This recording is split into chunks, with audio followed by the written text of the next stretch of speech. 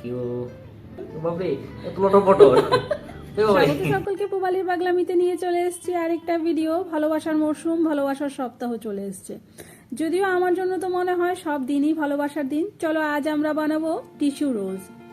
Tissue রোজ বানানোর জন্য আমি এখানে দেখো টিস্যু পেপার নিয়ে নিয়েছি আর গ্লাস দিয়ে এটার মধ্যে আমি এবারে মার্ক করে নেব, মানে গোল গোল আকৃতি এঁকে নেব আর কি।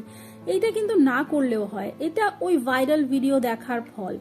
মানে ভাইরাল ভিডিও দেখেছি এইভাবে এরকম করে আঁকে, দেখে আমি ওইভাবেই আঁকতে গেছি, তো তাই আমি এঁকেওছি। তারপরে যখন আমি কাটতে গেলাম আমি দেখলাম না কাটলে মানে না আঁকলেও কিন্তু চলতো।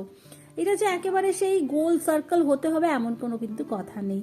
তুমি চাইলে তোমার মতন করে একটুখানি এবড়ো খেবড়ো হলে বরঞ্চ পাপড়িগুলো না আরো বেশি সুন্দর হবে, কারণ ওই একদম ন্যাচারাল জিনিস কিন্তু কখনো পারফেক্ট থাকে না, একটু এদিক ওদিক তো থাকেই। এইবারে দেখো টিস্যু পেপারগুলো একসাথে সবগুলো কেটে নেওয়ার পর এইখানে আমি এইভাবে মার্কার পেন দিয়ে পেইন্ট ব্রাশ দিয়ে ব্রাশ পেন দিয়ে আমি এখানে এইভাবে রং দিয়ে নিচ্ছি আর কি। তোমরা এটা যে কোনো কিছু দিয়ে দিতে পারো, স্কেচ পেন দিয়ে দিতে পারো। মানে দেখো একটা নাম বলবো সেটাও কতবার ভুলে যাচ্ছিলাম, যাই হোক। এবার বাটিতে জল নিয়ে এইটাকে এইভাবে হালকা হালকা করে চুবিয়ে নিতে হবে। আমার মতন একদম একদম চুবিয়ে দিও না, হালকা করে চুবিয়ে দিও, দেখবে বেশি সুন্দর হবে। এবারে এটাকে একটু আলাদা আলাদা করেও রাখতে পারো, একসাথেও রেখে দিতে পারো। হাতে সময় থাকলে একটু বেশিক্ষণ সময় এটাকে এমনি যদি তোমরা শুকিয়ে নাও তাহলে কিন্তু ভালো হবে। আমি এখানে ইস্ত্রি দিয়ে এইভাবে শুকিয়েছি, ঠিক আছে, কারণ আমার হাতে সময় ছিল না।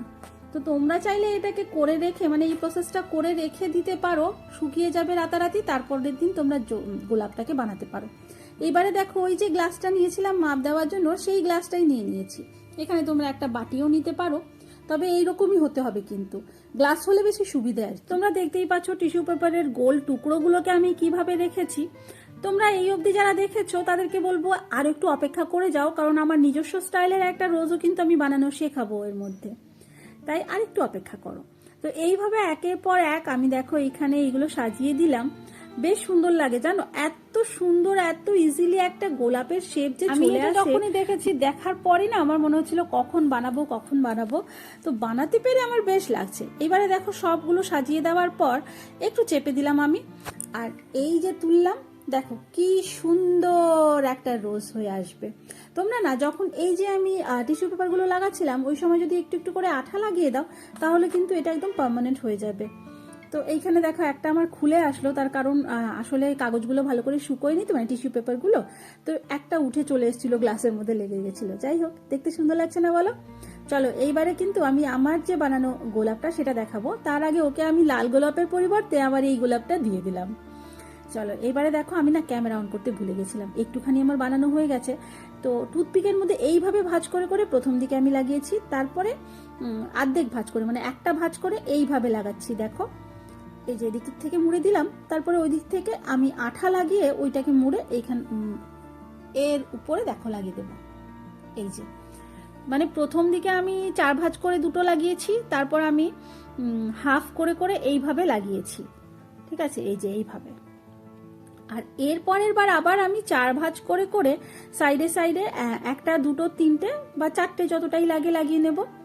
তো এইরকম করে তোমরা কিন্তু বানাতে পারো টুথপিকের মধ্যে, বা কোনো কাঠি যদি নিয়ে নাও, লম্বা কাঠি, লম্বা টুথপিকের মধ্যে হলে আরো বেশি ভালো লাগবে দেখতে। দেখো এখানে রোজটা আমার বানানো হয়ে গেছে। এই কাঠিটার মধ্যে একটু সবুজ রং করে দিলে আর নিচে একটু সবুজ বৃন্ত বানিয়ে দিলে আরো বেশি ভালো লাগবে দেখতে, বলো? খুব সুন্দর হয়েছে না?